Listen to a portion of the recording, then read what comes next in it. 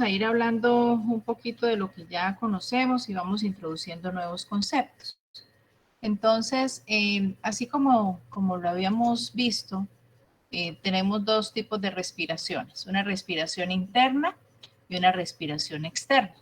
La respiración interna entonces hace relación precisamente al oxígeno o al gas que ingresa a los alvéolos y cómo este gas, a través de unos principios de difusión, va a pasar hacia el torrente circulatorio y de la misma manera lo va a hacer el dióxido de carbono. Solo que cada uno de ellos, basados en la ley de los gases, van a tener unas características importantes e individuales que van a facilitar precisamente su paso a través de estas estructuras. Ya en la respiración, estaba hablando de la externa, perdón. Y ya de la respiración interna, entonces lo vamos a hacer directamente a través de las células, recordando pues las características de la membrana plasmática y también pues básicamente bajo los mismos principios de difusión. Entonces, para esa tasa de intercambio gaseoso va a ser necesario tener en cuenta algunos conceptos generales, como lo son la presión parcial del oxígeno, de los gases, ¿cierto? O sea, o la presión parcial de cada uno de los gases, en este caso, pues sería el oxígeno y el dióxido de carbono. La superficie disponible para intercambio de los gases, es decir, la superficie de los alvéolos, cuántos alvéolos están disponibles, cuál es la característica de estas estructuras para permitir ese intercambio gaseoso. La distancia de difusión, lo que estábamos diciendo, esto es la distancia, la podemos imaginar como el diámetro de una hojita de bloc, es supremamente delgado.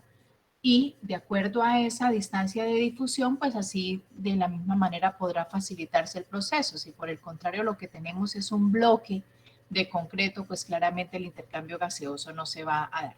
Y la otra cosa tiene que ver con el peso molecular y con la otra ley, que es la ley de Henry, que nos habla acerca de la solubilidad de los gases. Entonces vamos a hablar acerca de los principios del intercambio gaseoso, la difusión del oxígeno y del dióxido de carbono a través de la membrana respiratoria. Entonces,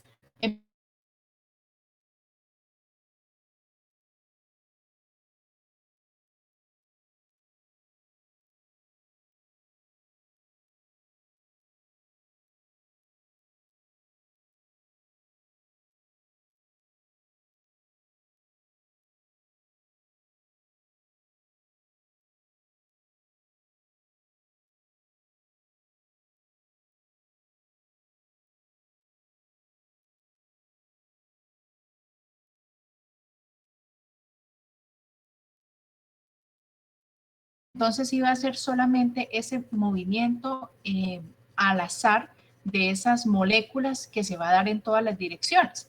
Y veíamos cómo en esa cubeta con colorante, pues pasados unos minutos, porque hay una constante que es tiempo y otra constante que es la temperatura, entonces la cubeta de agua iba a estar, ya iba a tomar pues la totalidad del color de las goticas de colorante que habíamos utilizado. Entonces, más o menos, teniendo en cuenta ese ejemplo, pues aquí va a suceder lo mismo. Pero, pues sin hablar del agua, simplemente la difusión de esas moléculas de gas van a difundirse de manera aleatoria o de manera al azar en todas las direcciones a través de esa membrana disponibles. Entonces, cuando hablamos de esta fisiología respiratoria, no solamente vamos a tener en cuenta el mecanismo por el cual se está produciendo este proceso de difusión, sino también es importante tener en cuenta la variable que les estaba mencionando, la velocidad con la que va a ocurrir, y eso pues trae implícitos unos conceptos un poco más profundos. Entonces, cuando se habla de esa física de la difusión de los gases y de las presiones parciales de los gases, debemos tener en cuenta o recordar ustedes allá de su bioquímica la base molecular de la difusión de gases. Entonces, todos los gases que nosotros manejamos en la fisiología respiratoria, como recuerdan ustedes, el oxígeno y el dióxido de carbono tienen una característica particular y es que ellos pueden atravesar libremente las membranas plasmáticas. Y ese paso libre a través de las membranas plasmáticas se va a hacer por difusión. Pero esta misma difusión también va a aplicar no solamente a ese espacio vacío, lo vamos a llamar así, que es el alvéolo, sino que también va a permitírseles a través de los líquidos. Entonces, bajo este principio podemos tener, aplicando la ley de Henry, de que los gases, de acuerdo a algo que se llama su coeficiente de solubilidad, es decir, qué tanto de ese gas puede ser soluble en agua, entonces así será su mezcla precisamente en el torrente circulatorio, en la sangre, para que pueda ser transportado también de una manera alterna. De manera inicial, y ayer se los había mencionado, el oxígeno es un gas que es mucho menos soluble comparativamente con el dióxido de carbono. De hecho, cuando hablemos del transporte del dióxido de carbono, veremos que se puede transportar de 3 maneras diferentes y un porcentaje importante lo hace a través del líquido corporal, que en este caso pues sería la sangre. Entonces, para que se produzca ese movimiento de difusión, pues es necesario una energía y esa energía lo que va a producir es ese movimiento cinético. Recuerdan ustedes otra de las diapositivas que habíamos visto, donde empezaban a chocar esas partículas una con otra y al chocar esa partícula A con la partícula B, pues claramente entonces iba a moverse en otro sentido y al ir chocando entre ellas, pues iba a generar una energía que se denomina la energía cinética, pues que tiene que ver precisamente con el movimiento de esas moléculas. Entonces, teniendo en cuenta esta variable de temperatura, a menos que la temperatura fuera de cero, un cero absoluto, entonces todas las moléculas, por principio, todas las moléculas de la materia van a estar continuamente en movimiento. Entonces, esas moléculas libres que no van a estar unidas de una manera estrecha con otras, van a tener un movimiento que se llama un movimiento lineal, que va a ser un movimiento a alta velocidad hasta que van a chocar con otras moléculas, van a empezar a rebotar en todas direcciones y van a continuar moviéndose. Y ese movimiento, en términos generales, pues es un tipo de energía y ese tipo de energía a la vez va a traducirse en calor, que es lo que hace que nosotros mantengamos también nuestra temperatura corporal. Entonces, esa difusión neta de un gas en una dirección va a darse precisamente a través de lo que hemos estado hablando, que son los gradientes de concentración. Entonces, necesitamos que siempre exista una mayor concentración de un gas, para este ejemplo, para el tema que estamos tratando de los gases, se necesita que su concentración sea mayor en un lado con respecto al otro, pues para que precisamente pueda generarse ese movimiento a uno y otro lado. Y entonces ustedes están viendo aquí en esta gráfica cómo las moléculas de gas, ven entonces en la parte superior, estas moléculas de gas que están disueltas, empiezan a difundirse, ¿cierto? Empiezan a moverse aleatoriamente hacia el otro o hacia toda la extensión de este vasito, de esta cámara que estamos observando. Entonces, eso va a producir una difusión neta, es decir, un movimiento completo de las moléculas desde un sitio donde su concentración era mayor hacia un sitio donde la concentración era menor. Y la razón pues es clara, entonces hay muchas moléculas que ustedes están viendo que están en el extremo A, en el extremo izquierdo de su gráfica, y se van a ir difundiendo hacia el extremo B, que va a estar hacia el lado derecho, pues generando ese movimiento en dirección opuesta.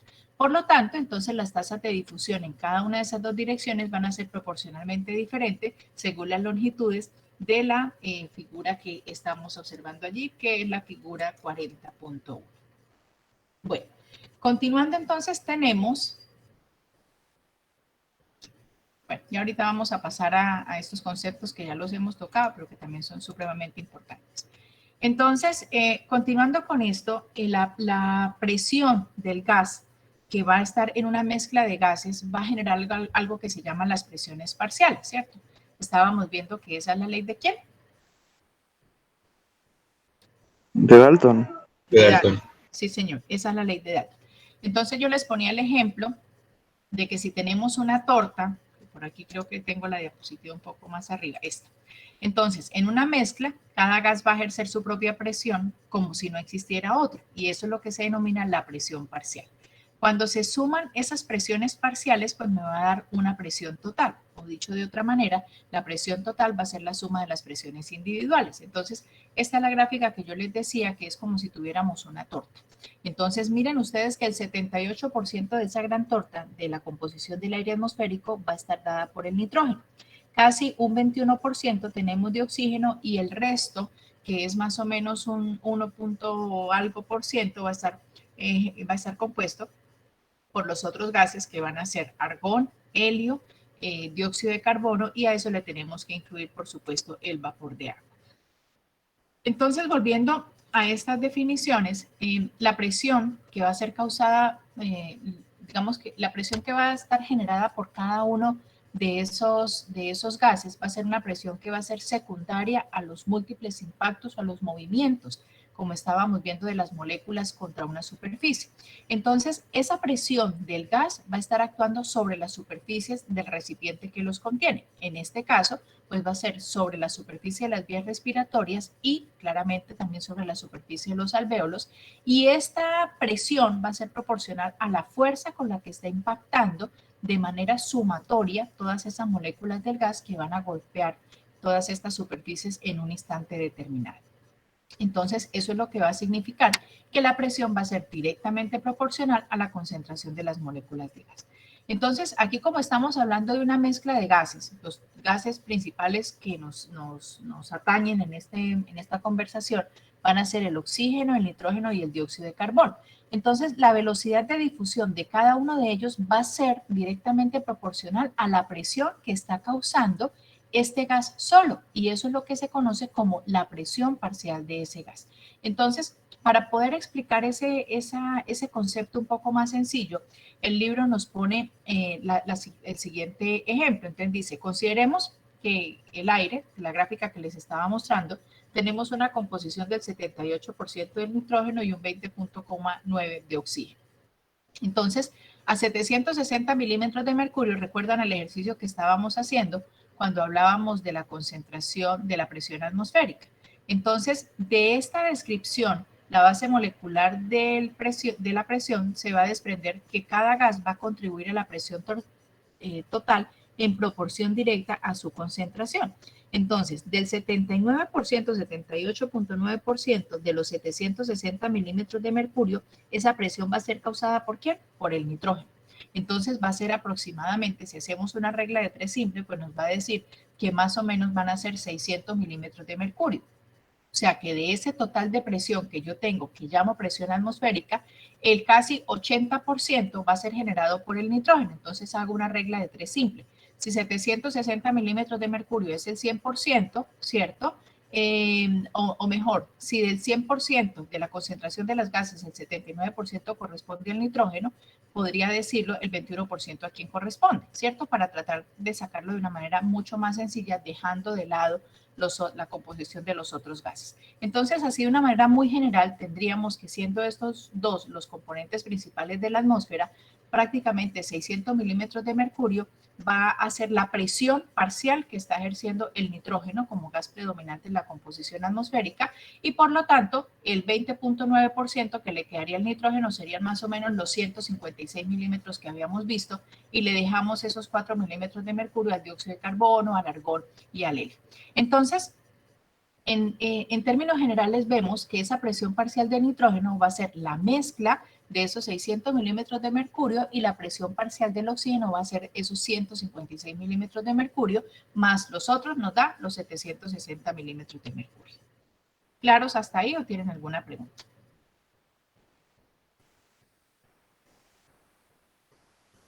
Bueno, entonces ese ejemplo es el ejemplo que tenemos a través de la atmósfera. Pero también, como les estaba diciendo, y para poder entrar a lo que conocemos como la ley de Henry, tenemos que hablar de que esos gases también van a tener una presión en el agua en el cual se encuentran disueltos y claramente pues en los tejidos. Entonces, esos gases que van a estar disueltos en el agua o en los tejidos también van a ejercer un tipo de presión porque las moléculas de gas que se encuentran disueltos pues se van a continuar moviendo de la misma manera que lo estábamos viendo en la diapositiva anterior, se van moviendo al azar y eso va a generar un tipo de energía que es la energía cinética. Cuando el gas está disuelto en un líquido, por ejemplo, el dióxido de carbono que esté disuelto en la sangre, va a encontrar una superficie como si fuera la membrana de como una membranita y va a ejercer su propia presión parcial, de la misma manera como estábamos viendo que los gases van a ejercer su propia presión sobre la superficie del recipiente que los contiene, en este caso pues sería a nivel del árbol traqueobronquial y de los alvéolos. Entonces, esas presiones parciales de los gases disueltos separados se van a denominar exactamente igual que las presiones parciales en estado gaseoso. Lo único que cambia es el estado de la materia en la cual lo estamos viendo. Estamos viendo el gas en la atmósfera o estamos viendo el gas disuelto en el agua. ¿Cuáles van a ser esos factores que van a determinar la presión parcial de un gas disuelto en un fluido? Entonces van a ser varios esos factores. Uno de estos factores supremamente importantes va a ser precisamente el coeficiente de solubilidad. Entonces, el coeficiente de solubilidad va a hacer relación precisamente a la capacidad que tenga ese gas de poderse disolver sin perder sus características en un líquido. Y es proporcional a la presión parcial del gas y a su solubilidad. Entonces, por definición, vamos a tener que la presión parcial va a ser igual a la concentración del gas disuelto sobre su coeficiente de solubilidad.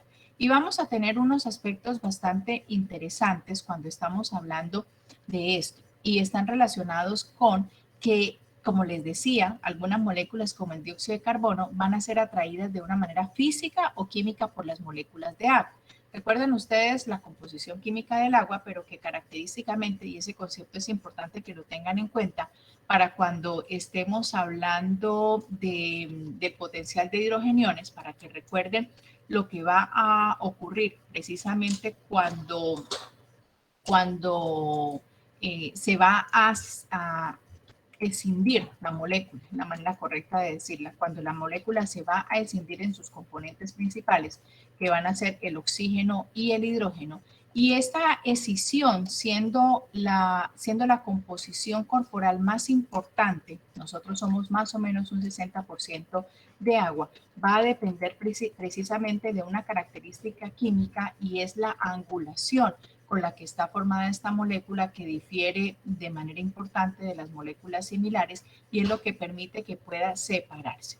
Entonces, claramente vamos a tener que en esta situación, aplicando la ley de Henry, entonces va a depender básicamente de esas características químicas que tengan estos gases.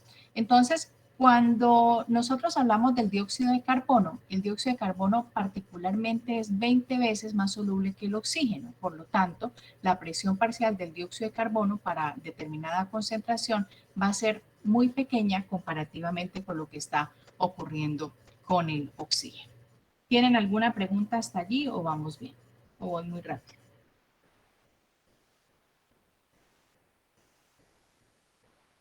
Bueno. Entonces, en esta gráfica, ¿ustedes qué es lo que están observando? Ustedes están observando, ven ustedes allí, que cuando la presión parcial se expresa en atmósferas, es decir, una atmósfera va a tener pues ese equivalente de 760 milímetros de mercurio y su concentración lo que va a estar expresando es la cantidad de gas que se va a encontrar disuelto en cada volumen de agua, los coeficientes de solubilidad para los gases respiratorios a una temperatura corporal van a ser estos. Entonces, esto es lo que ocurre en nuestro cuerpo. El coeficiente sí, de solubilidad para el oxígeno a una temperatura corporal, es decir, de 37 grados centígrados, sería de 0.024, la del dióxido de carbono de 0.57, la del monóxido de carbono de 0.018, para el nitrógeno 0.012 y el helio 0.008. A partir de esta gráfica que están ustedes observando, es de donde ustedes sacan la conclusión de que el dióxido de carbono es 20 veces más soluble que el oxígeno. ¿Y cómo sabemos que es 20 veces más soluble que el oxígeno? ¿Están ahí? ¿O estamos dividiendo el coeficiente de solubilidad del dióxido de carbono entre el del oxígeno? A ver, ¿quién dice algo diferente? Ay, ya la miro acá. Ajá.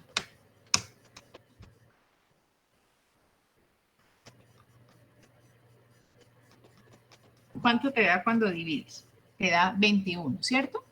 Entonces, cuando dividimos 0.57 entre el coeficiente de solubilidad de oxígeno, nos damos cuenta de que es 20 veces, exactamente un poco más, más soluble que el oxígeno. Por lo tanto, el libro nos dice para la presión parcial del dióxido de carbono para una concentración dada es menos de una 1/20 parte de la ejercida por el oxígeno.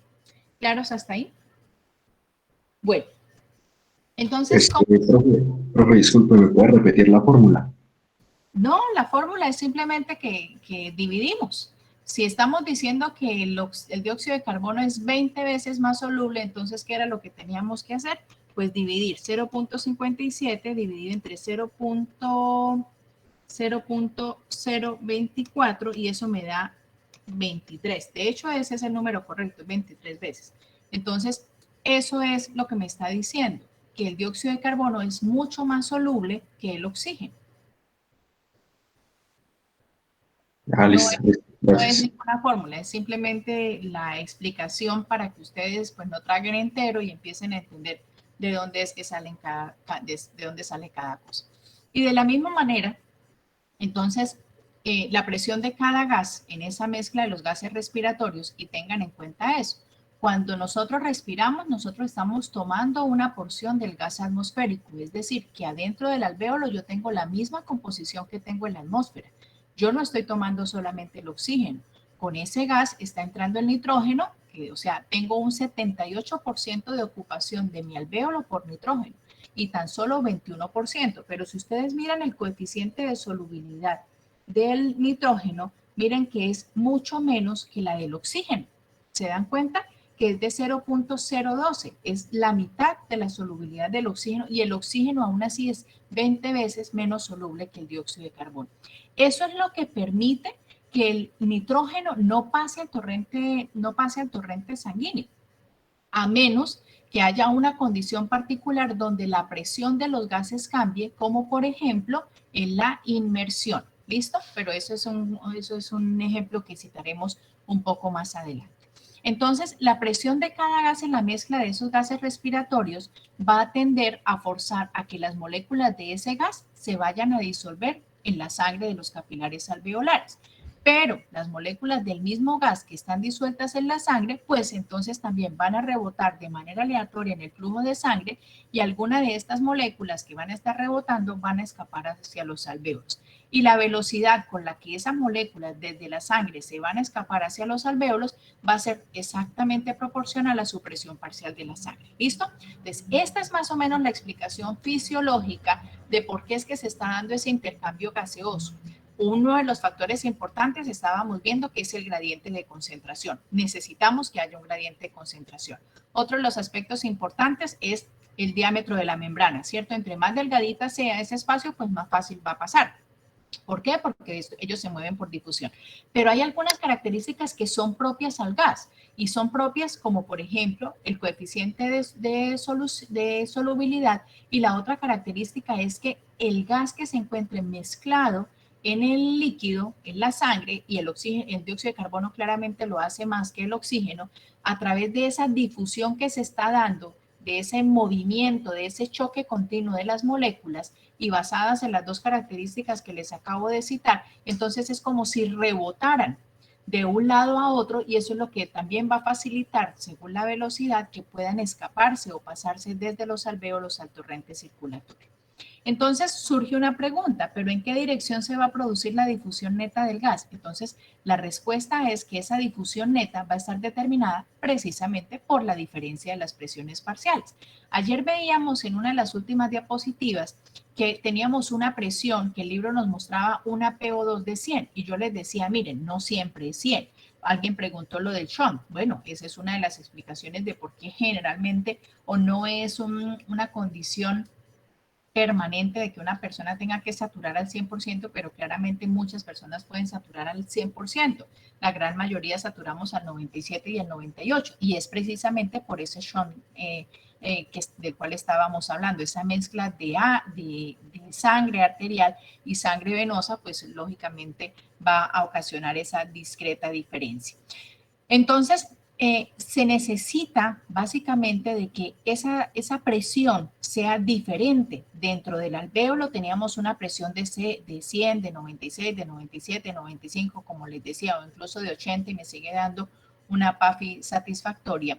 que esa presión sea diferente y en este caso que sea mayor a la que voy a encontrar a nivel de la sangre. Y la sangre que traíamos era la sangre venosa, donde la presión de O2 era de 40. Entonces, como recuerdan ustedes en la gráfica, teníamos una diferencia entre esas dos presiones parciales muy importante y teniendo en cuenta de que esa presión parcial era mayor en la fase gaseosa de los alvéolos, que es lo que normalmente ocurre con el oxígeno, entonces esa es la manera como se van a difundir más moléculas en la sangre que en otra dirección, ¿cierto? Porque se va a mover a favor de ese gradiente. Pero si la presión parcial del gas es mayor en el estado disuelto en la sangre, lo que normalmente ocurre con el dióxido de carbono, por lo que estamos diciendo que es 20 veces más soluble en la sangre, ¿cierto? No va a estar no, es mucho mayor comparativamente con el oxígeno, pues entonces la difusión neta se va a producir desde la sangre hacia los alvéolos, es decir, hacia la fase gaseosa. Y teníamos otro concepto importante dentro de esa composición de los gases arteriales, que es la presión del vapor de agua. Entonces, nosotros podemos respirar aire seco, ¿cierto? Que es el aire que no está humidificado, porque el agua se evapora. Pero ustedes han visto quizás en los servicios de urgencias que siempre que se le conecta oxígeno a un paciente, el oxígeno viene seco, se le conecta a un reservorio de agua, ¿cierto? Precisamente para darle ese vapor de agua para humidificar el aire. Cuando entonces, cuando se está respirando ese aire seco, es decir, ese aire que no está humidificado, el agua se va a ir evaporando inmediatamente en la superficie de los conductos respiratorios y va a humedecer el aire.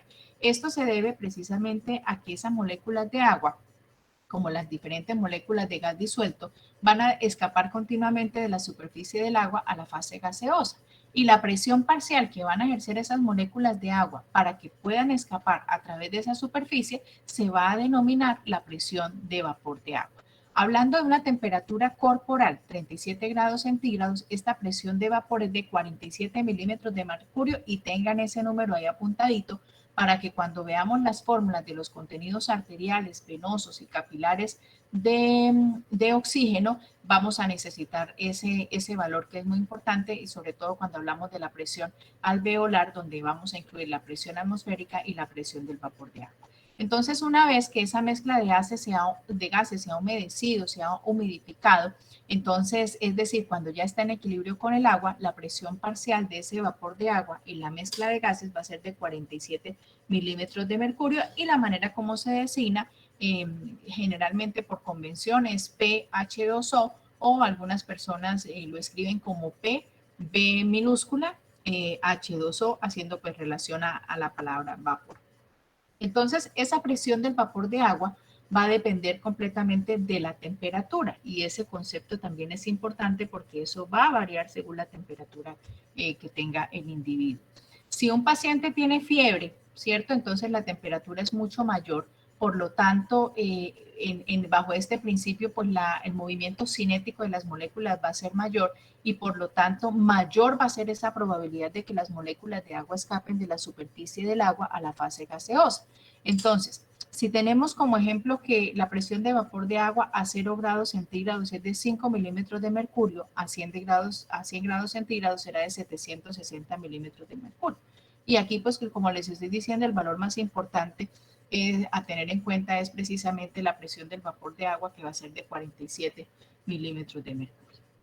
Bueno, entonces, esa diferencia de presión de la cual estamos hablando va a provocar la difusión neta de gases a través de los fluidos. Entonces, ¿cuál va a ser el fluido? Entonces, por un lado, el más importante va a ser la sangre, teniendo claro de que en el ejemplo que les citaba acerca del edema pulmonar o cuando se presentan los tipos de trasudados o reacciones inflamatorias que generan esa fuga, pues el oxígeno no va a poder pasar claramente, pues porque es una barrera mucho más grande y porque su coeficiente de solubilidad en líquidos es muy bajo.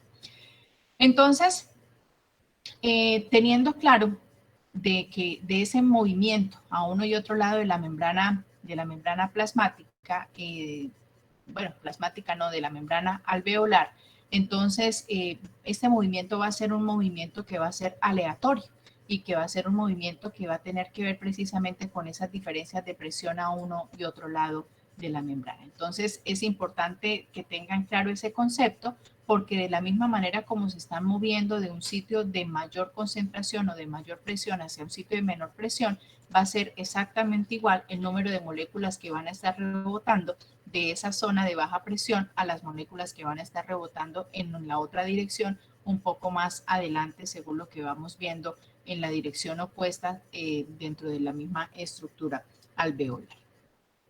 Bueno, ¿cuáles van a ser entonces los factores que van a determinar la presión parcial de un gas que se encuentre disuelto en un fluido?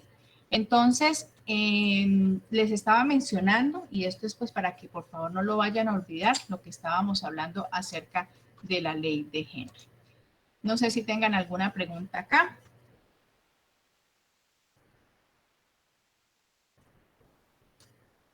No, señora.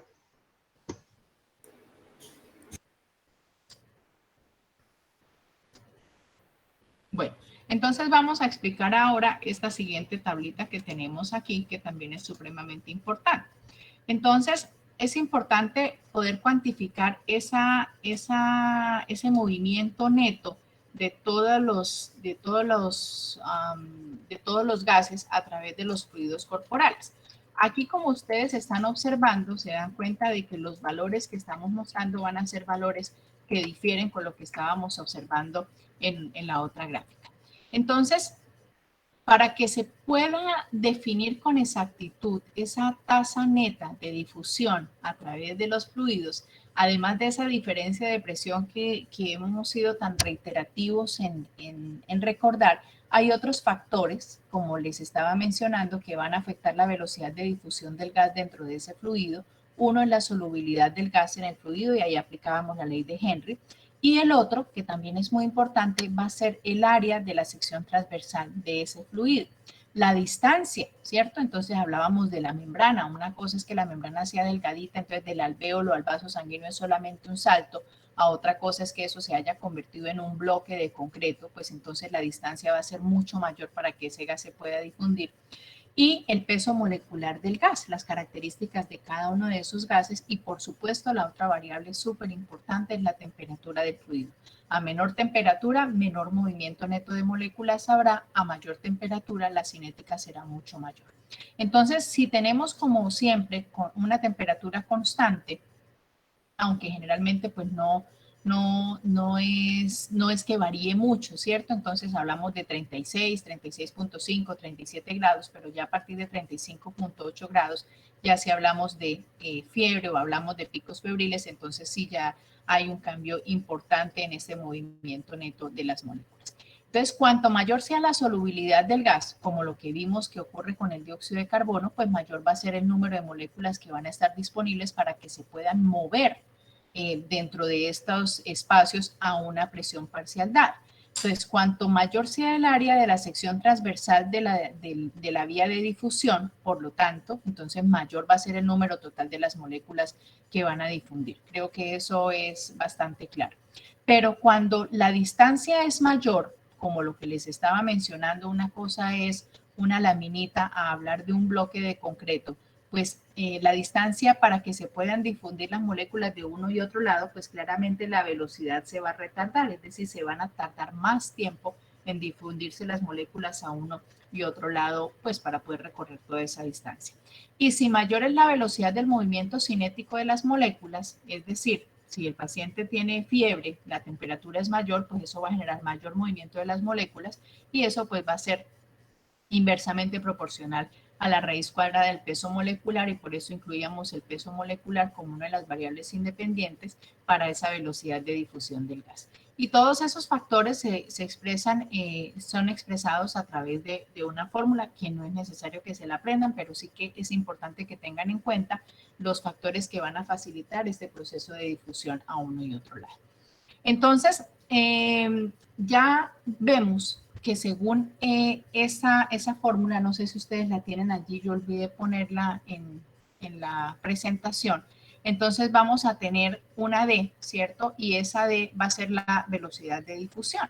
El triangulito que ustedes observan allí, el triangulito de P, eso se lee como el delta, o la diferencia de presión, es decir, la diferencia de presión que vamos a tener en los dos extremos de la vía de difusión. La A va a corresponder entonces al área transversal de la vía, ¿cierto? O del espacio que estamos hablando, bien sea la tubuladura o bien sea el alvéolo. S va a denotar, perdón, la solubilidad del gas.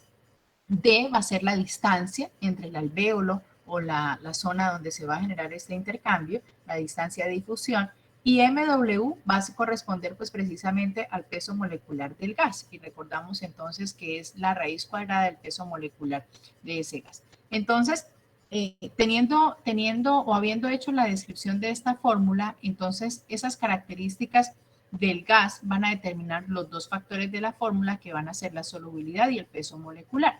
Y juntos, la solubilidad y el peso molecular van a determinar el coeficiente de difusión del gas, que va a ser directamente proporcional a la solubilidad sobre el peso molecular, la raíz cuadrada del peso molecular del gas. Es decir, entonces, que esas velocidades relativas a las cuales se van a difundir los diferentes gases a los mismos niveles de presión parcial van a ser proporcionales a sus coeficientes de difusión.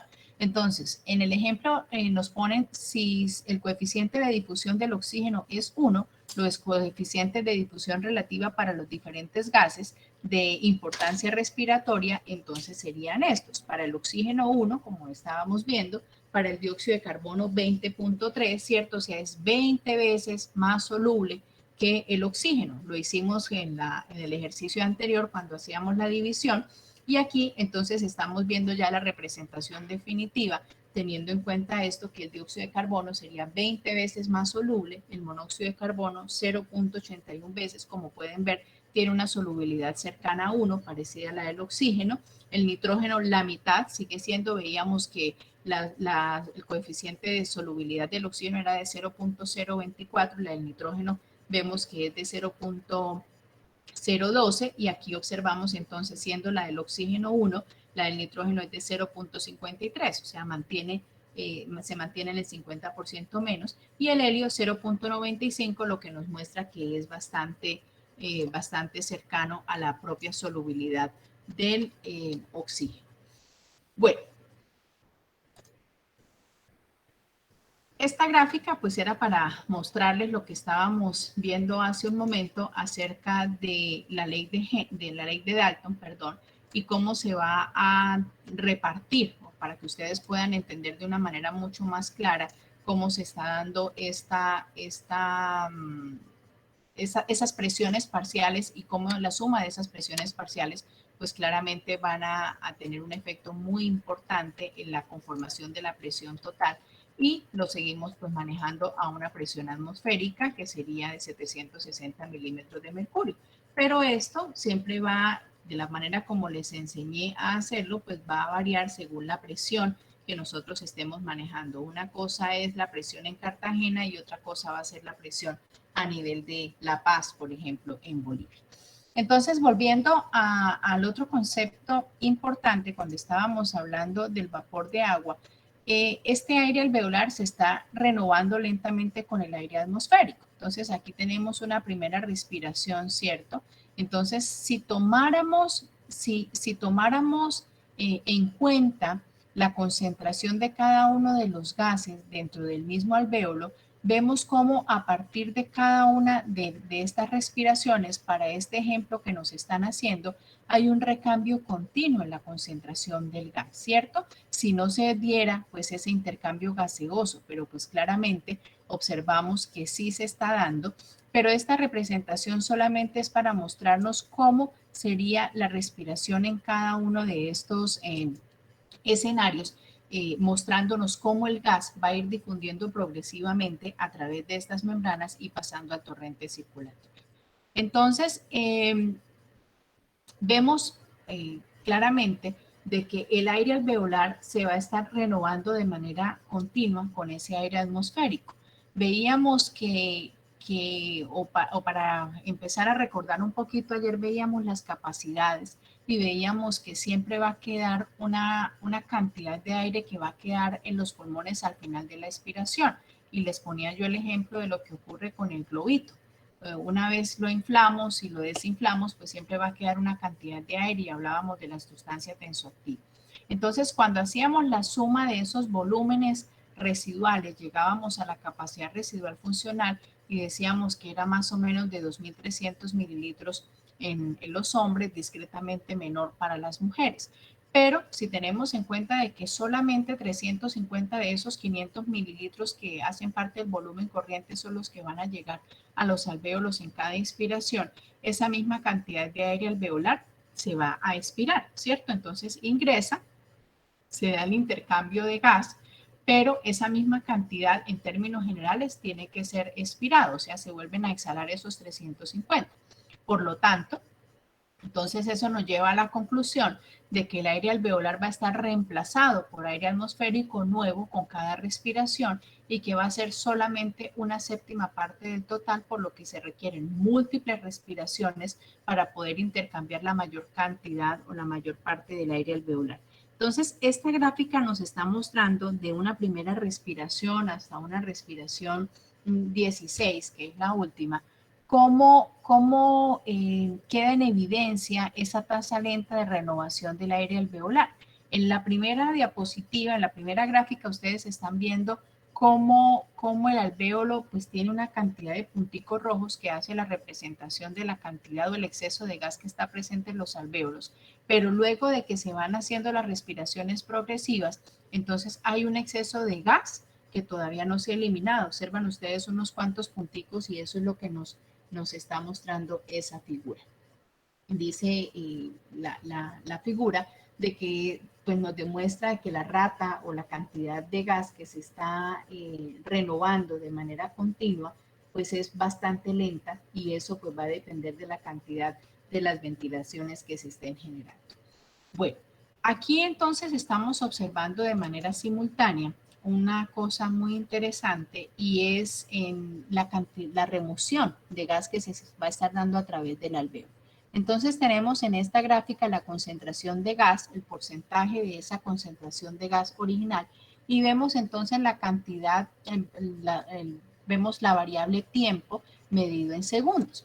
Entonces allí ustedes observan tres curvas que nos están generando una representación de lo que sería una respiración normal que se corresponde a la de la mitad y tenemos una por encima y una por debajo que van a ser una respiración o una ventilación alveolar que va a ser la mitad de lo normal y abajo observamos multiplicado por 2 lo que correspondería a esa ventilación. Entonces observan ustedes que a medida que va pasando el tiempo, esta línea roja que hace relación a esa ventilación alveolar normal va cayendo su porcentaje de concentración de gas.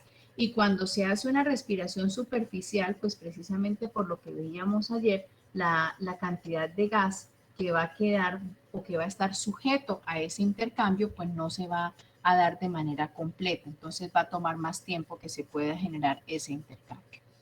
Ese reemplazo de aire alveolar, pues lo que va a ayudar también de otra manera es a estabilizar ese control respiratorio. Entonces, la manera lenta como se está generando esa sustitución o ese cambio del aire alveolar es muy importante porque ayuda a regular y de cierta manera ayuda a prevenir los cambios repentinos que se pudieran generar en las concentraciones de los gases en la sangre. Entonces, esto también va a hacer que ese mecanismo de control respiratorio sea mucho más estable de lo que sería de otra manera porque se va haciendo de manera progresiva en el tiempo y no se generan cambios bruscos. Esos cambios bruscos pueden verse en estatus agudos de síndrome de estrés respiratorio cuando el paciente ya está en inminencia de falla ventilatoria, cuando ya hay una alteración. Entonces, este recambio tan lento va a ayudar a prevenir esos aumentos y disminuciones excesivos en la oxigenación tisular, en la misma concentración del dióxido de carbono y, por supuesto, como lo estábamos viendo, en la concentración o en el pH tisular cuando la respiración es interrumpida de manera temporal. Cuando nosotros entonces ingresamos toda esa cantidad de aire, a los pulmones, entonces el oxígeno, que es ese 20.9%, va a estarse absorbiendo de manera continua en los alvéolos a la sangre con las variables que estábamos viendo. Su porcentaje de solubilidad, la distancia entre el alvéolo al capilar sanguíneo, el área transversa del vaso, bueno, todos esos factores que acabamos de mencionar. Y de manera continua, pues entonces ese oxígeno va a pasar de los alvéolos a la sangre, que sería la respiración externa, y luego de la sangre hacia los tejidos, que sería la respiración interna, y luego pues va a ser devuelto de los pulmones y continuamente pues hacemos este proceso inhalando nuevo oxígeno de la atmósfera hacia los alvéolos.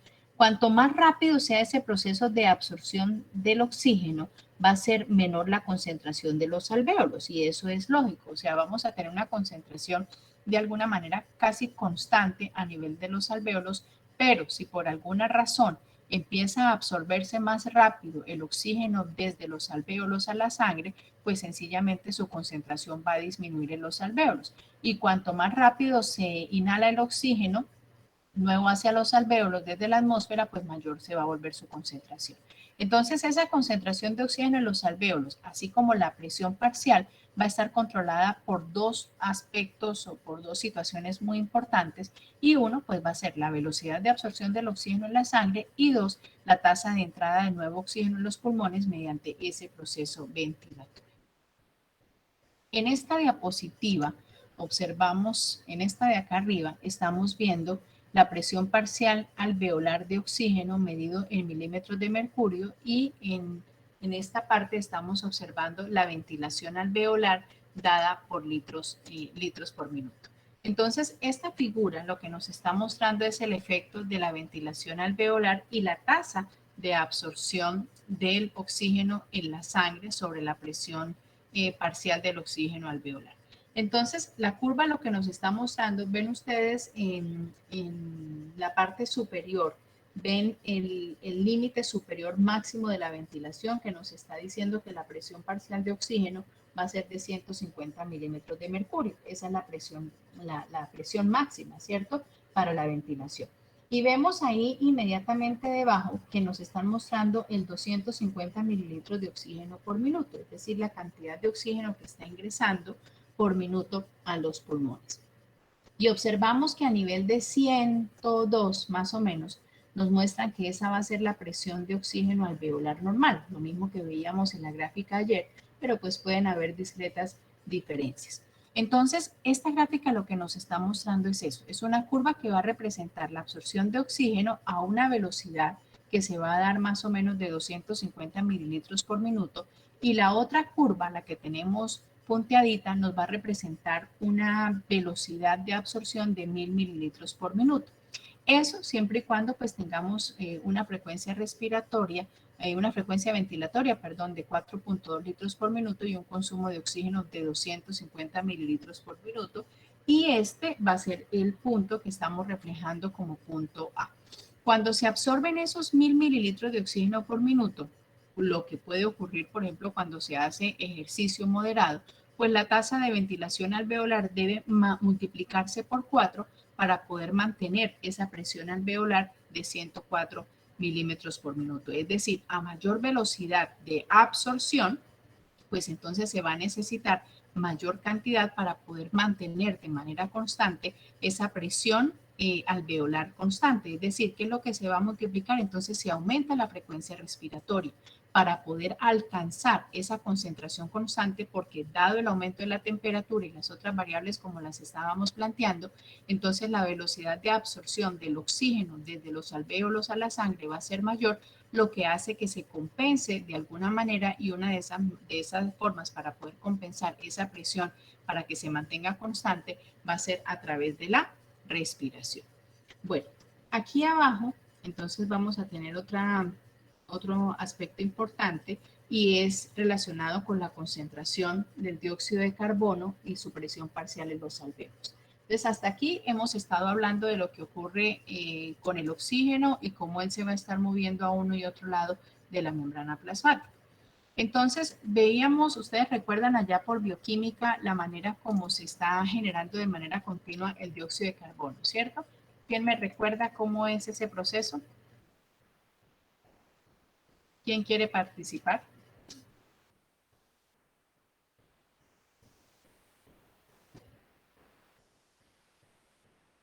A ver, llamemos a alguien entonces porque ustedes están muy silenciosos. A ver, miremos. John Padilla.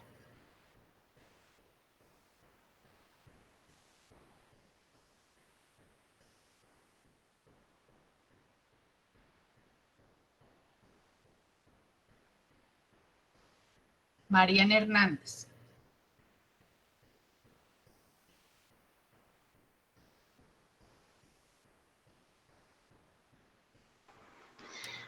Profe, pues yo les puedo explicar de pronto. No, Pues, Samuel, déjeme llamar bueno, porque creo que estamos unos cuantos en clase nada más. Natalia Toscano.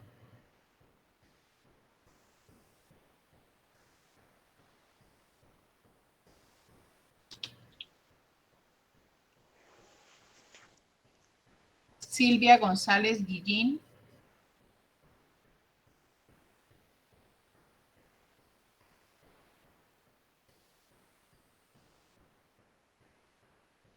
Víctor Mario Balanta. Aló, profe, no, pero no sé la respuesta. Bueno, Víctor, te la perdono porque siempre estás muy pendiente. Paola Gauta.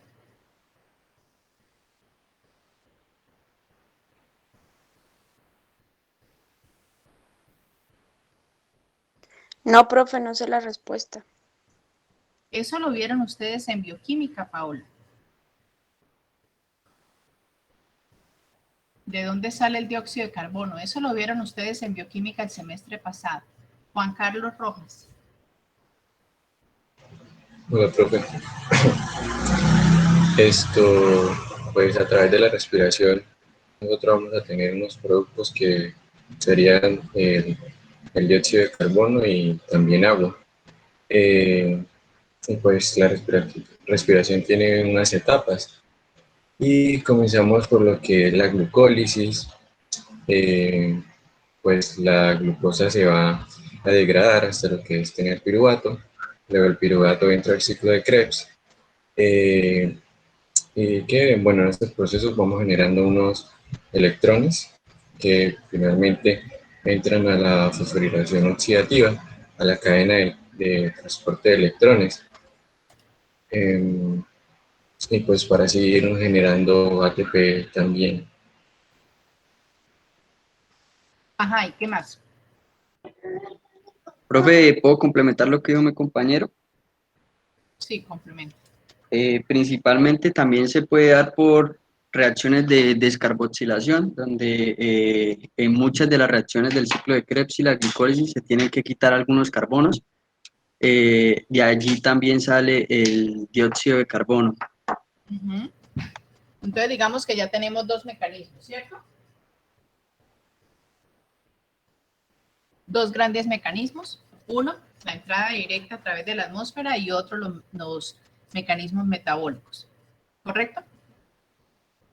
Sí, señora. Y olvídense de la mitocondria. Y, bueno, vamos a hacer la pregunta. A ver. Juan Camilo Zúñiga.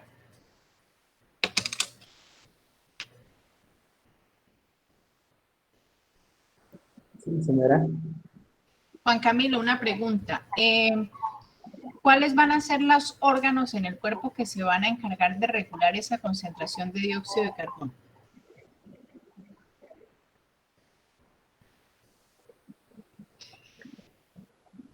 Yo creo que sería la mitocondria, profe.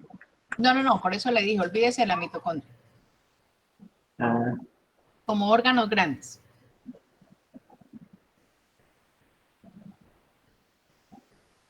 a nivel muscular. No, Juan Camilo. Ana Castañeda.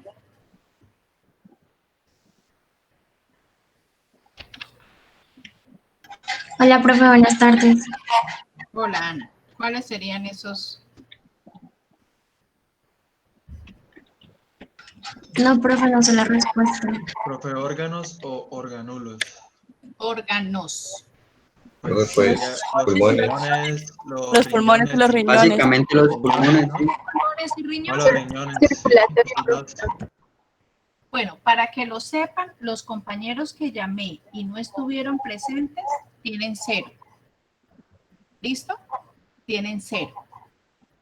Y los que no supieron responder tienen una X, o sea, es un puntico menos. Los pulmones y los riñones. Y eso es algo que ustedes manejan en teoría muy bien desde el semestre pasado que vieron bioquímica, se supone, ¿cierto? Bueno, continuando entonces, vamos a hablar acerca de la difusión de los gases a través de la membrana respiratoria, que es pues básicamente uno de los puntos que más nos interesa.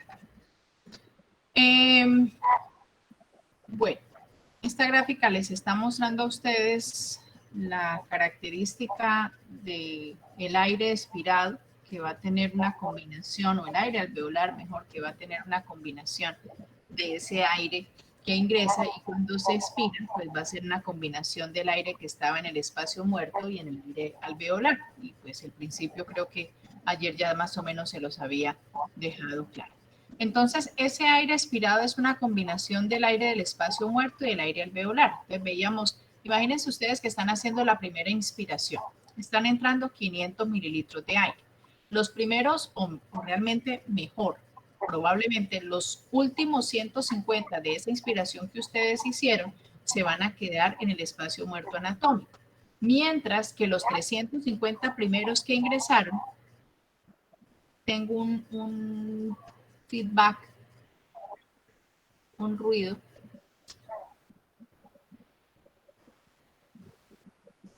Profe, sí, es como un eco. Sí, ¿qué es? No sé, debe ser quizás El compañero donde está Camilo ubicado. Zúñiga dejó prendido el audio. Ah, también puede Es ser eso. eso. Sí, sí. A ver. Creo que ¿Quién ya, es el profe. que lo Ya tiene? lo cerró, profe. Ya lo cerró el compañero. Bueno, listo. Entonces, imagínense eso. Uno inspira y entonces los primeros 350 mililitros son los que van a llegar hasta los alveolos, ¿cierto? Y los otros 150 mililitros son los que se van a quedar en las zonas que no van a ser susceptibles del intercambio. Entonces, cuando nosotros expiramos, entonces estamos sacando primero esos 350, pero ya ustedes saben que ese aire ya cambió, porque es de ese aire que tenía oxígeno, lo entregó y ahora tiene una concentración mayor de dióxido de carbono. Entonces, ese aire en su salida se va a ir mezclando con el aire que tenemos en el espacio muerto. Entonces, cuando se hace el análisis de ese aire expirado, la composición va a estar dada principalmente por la cantidad de aire expirado, un alto porcentaje va a ser ese aire que estaba en el espacio muerto, es decir, va a tener una composición muy similar a la que tenemos en la atmósfera, ¿cierto? Porque ese aire no fue susceptible del intercambio gaseoso. Y segundo, va a ser la cantidad de aire alveolar, es decir, ese aire que sí fue susceptible de ese cambio. Entonces, lo que ustedes están viendo en esta gráfica es las presiones parciales del oxígeno. Ven en la línea roja la presión parcial del oxígeno y aquí nos están mostrando que es más o menos de 140, 150, porque este es el aire expirado, es decir, la presión con la cual está saliendo el aire es una presión mayor. Recuerden que esto es importante tenerlo en cuenta porque van a ser los principios a través de los cuales se va a permitir la expiración. Y estamos viendo en la parte de abajo pues los mililitros de aire expirado.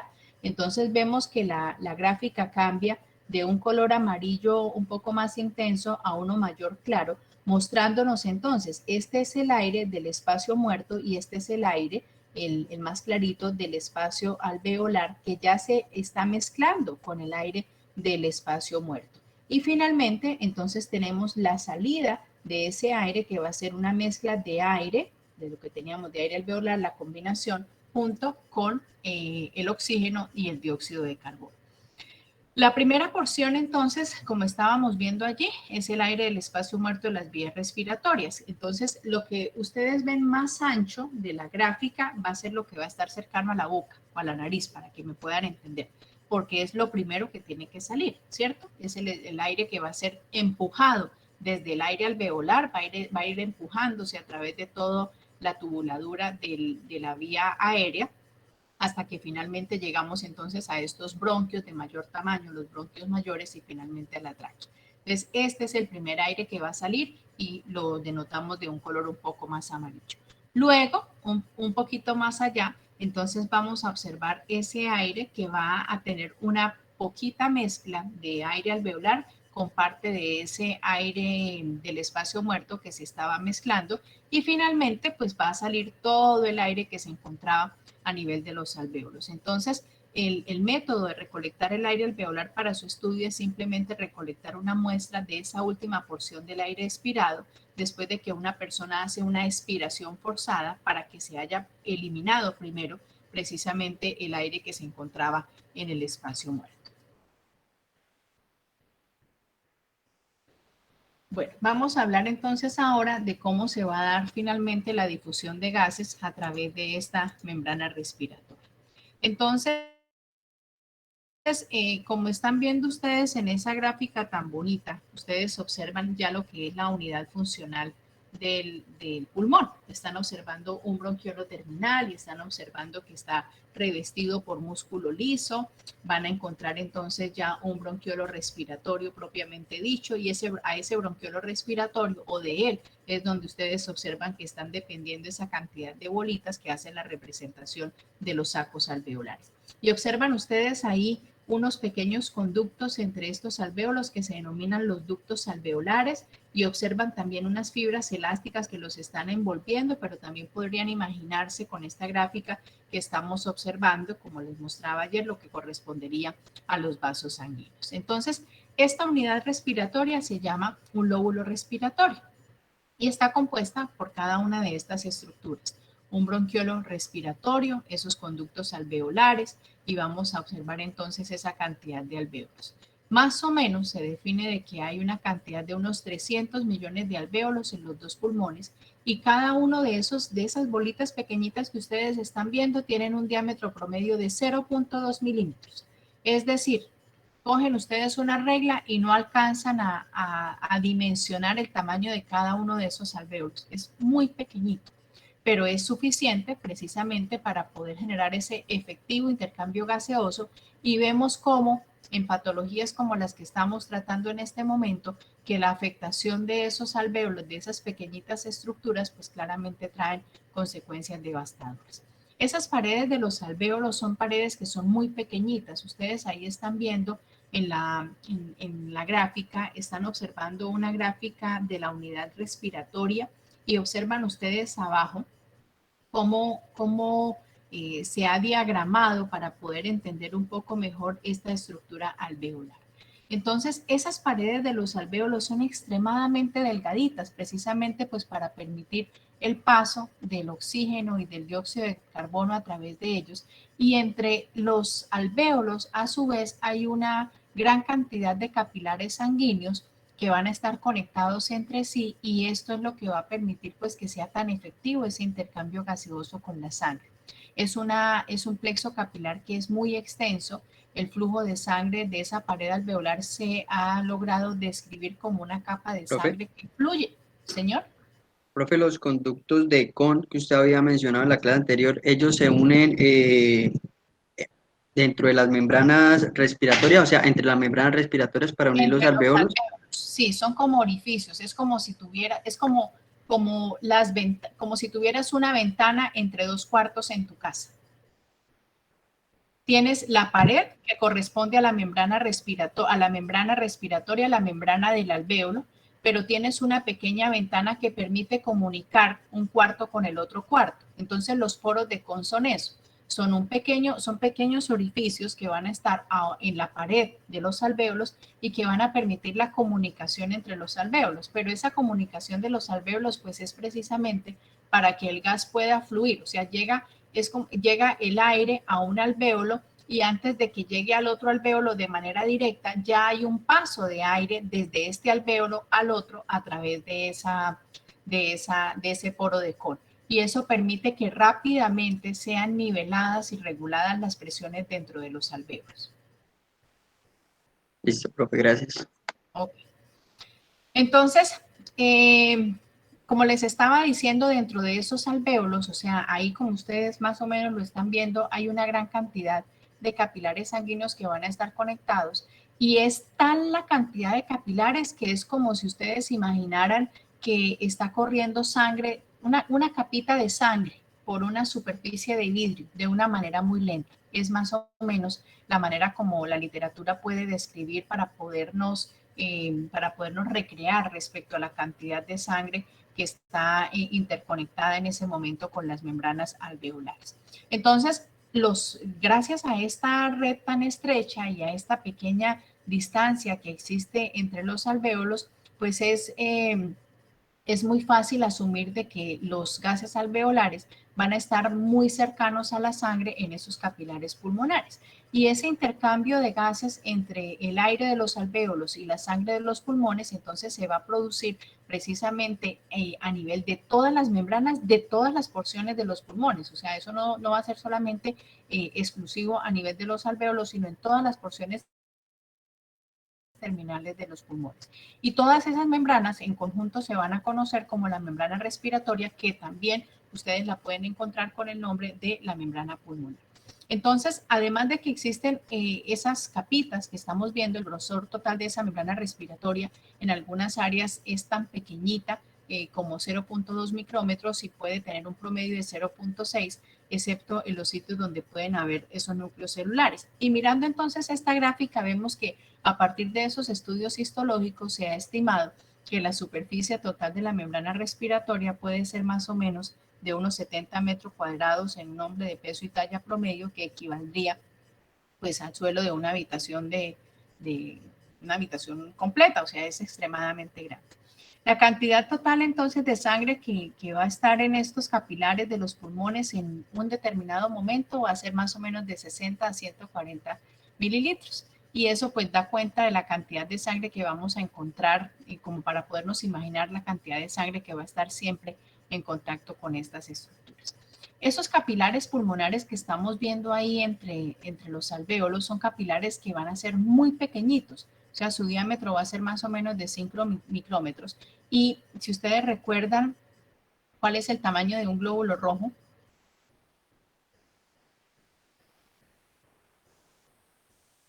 Siete micras. y entonces, ¿cómo puede pasar un glóbulo rojo de 7 micras por un capilar de 5 micrómetros? Es que los glóbulos rojos tienen la capacidad de, bueno, son como flexibles. Entonces, de deformar, exactamente. Ser nucleados.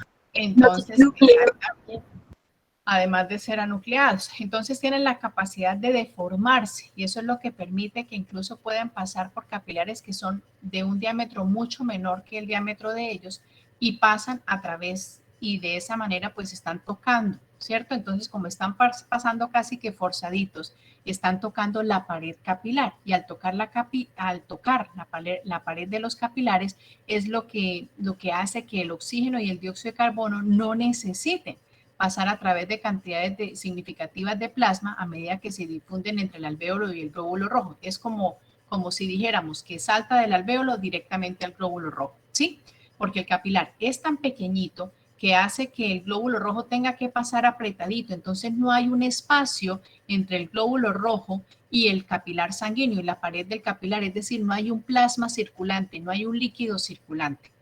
De tal manera que prácticamente el gas difunde del alvéolo al capilar, atraviesa el endotelio capilar, una sola capita y pasa directamente al glóbulo rojo para montarse, como digo yo, en la hemoglobina. Y entonces esta característica o este factor, precisamente a nivel de estos capilares tan pequeñitos, hace que se aumente también la rapidez de la difusión. Existen unos factores que son importantes para tener en cuenta cuando nosotros hablamos de esta membrana respiratoria que ustedes están viendo aquí. Aquí ven la diferencia, ¿cierto? Entonces, si estamos diciendo que pasa piñadito, pues seguramente va a estar más cerquita, corremos el glóbulo rojo para este lado, y va a estar mucho más cerquita de esta membrana respiratoria, con lo cual pues la difusión va a ser mucho más efectiva. Esto que ustedes observan acá, pues es la membrana. Aquí estamos viendo el alvéolo, ¿cierto? Aquí estamos viendo entonces esta capa donde vamos a encontrar los neumocitos tipo 1, los tipo 2. Aquí vamos a tener entonces el epitelio alveolar y aquí vamos a tener lo que correspondería a un espacio intersticial, es decir, ya entre estas dos estructuras. Y aquí tendríamos el capilar propiamente dicho. Observan ustedes la única capa de células que tiene ese capilar, que es el endotelio capilar. Entonces, en este nivel hay unos factores que van a afectar la velocidad de difusión del gas a través de la membrana respiratoria. Y estos factores van a ser, primero, el grosor de la membrana. Ya eso lo tenemos claro. Si es más gruesa, pues la difusión va a ser más lenta.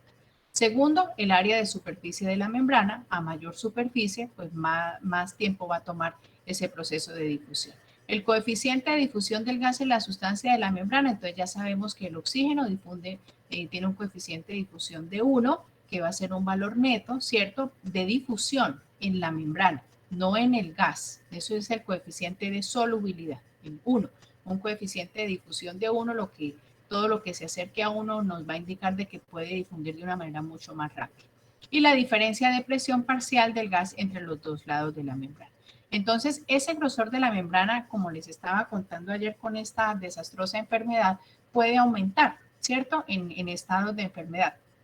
Y digamos que antes de esta pandemia, pues era frecuente poder encontrar ese aumento de la membrana respiratoria, por ejemplo, como resultado de edema del líquido en el espacio intersticial, lo que estábamos viendo ayer, un trasudado, un exudado.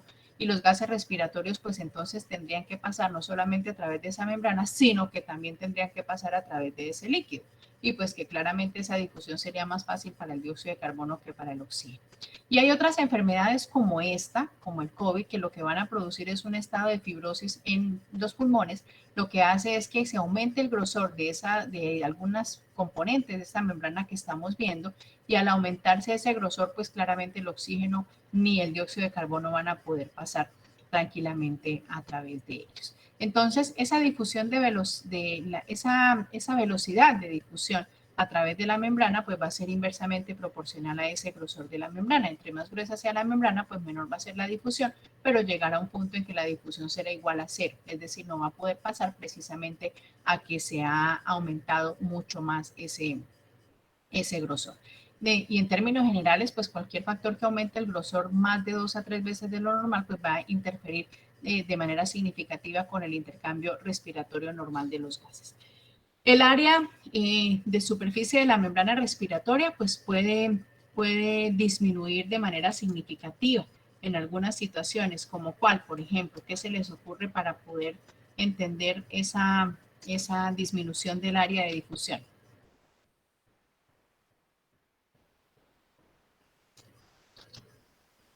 Del área de difusión. ¿Qué situación clínica podría ocasionar que se disminuya el área de difusión? Profe, SDR neonatal, profe.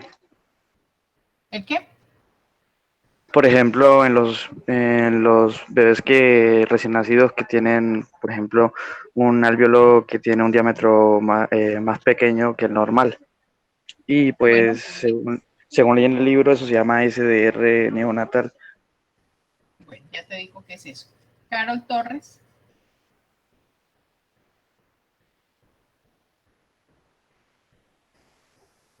profe. Kevin Correa. Señora. Respóndeme la pregunta, por favor.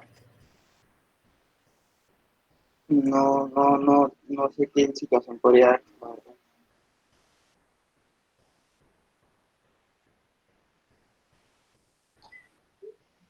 Laura Alaix. Profe, ¿me escucha? Sí. Pues realmente no estoy segura que podría hacer que se disminuya el área, pero ¿Qué se te ocurre? pues de pronto El libro una lo dice. inflamación, tal vez una inflamación en el espacio intersticial podría causar que esto se disminuya, o sea, como que se peguen más los espacios. No, Y esa no pues, es la respuesta. ¿no? Esa no lo mencioné. No, Dayana, no hables. Profe, otra podría ser No, Luis, no hables. Mafe Cortés.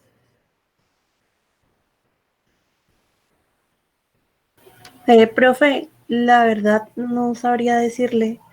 También siento que es como con mayor presión para... Bueno, entonces no leyeron. Aquí estoy haciendo mi control de lectura y estoy poniendo ceros que da miedo.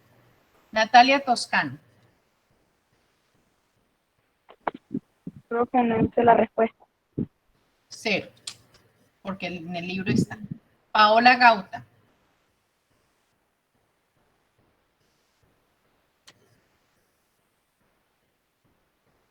No está Paola Gauta, 0.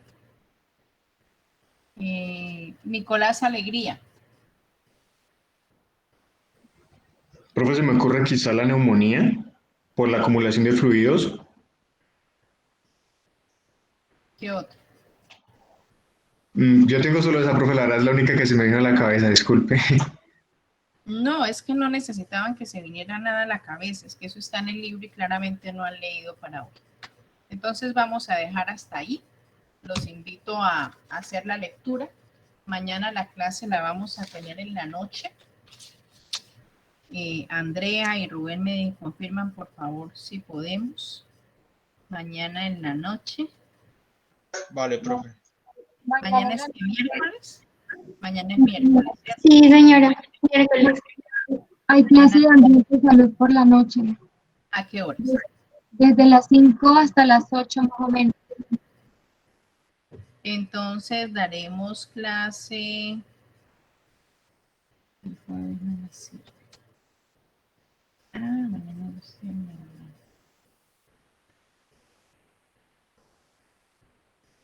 Bueno, después de las 8, entonces cuando terminen ambiente y salud me cuentan. Y terminamos este capítulo. Vale, profe.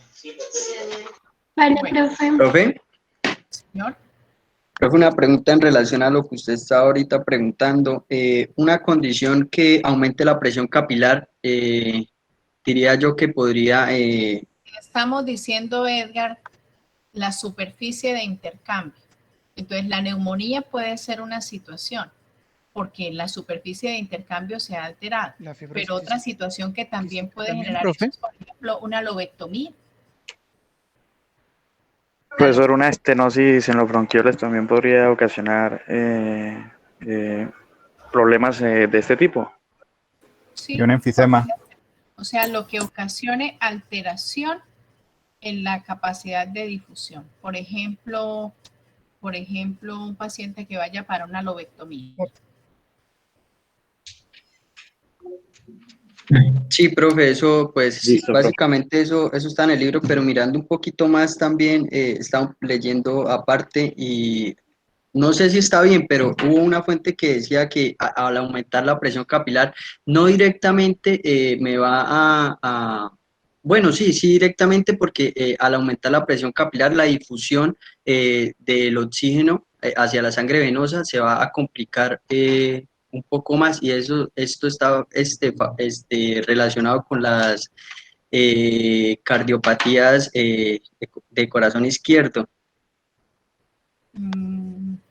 ¿Y cómo afecta entonces la superficie de intercambio? Yo lo que estoy hablando es las patologías que alteran la superficie de intercambio.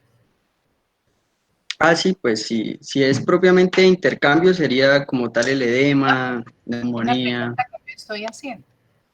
Ah, sí, sí, profe, sería eso. Bueno, entonces nos vemos mañana en la noche. Que descanse. Listo, profe, gracias.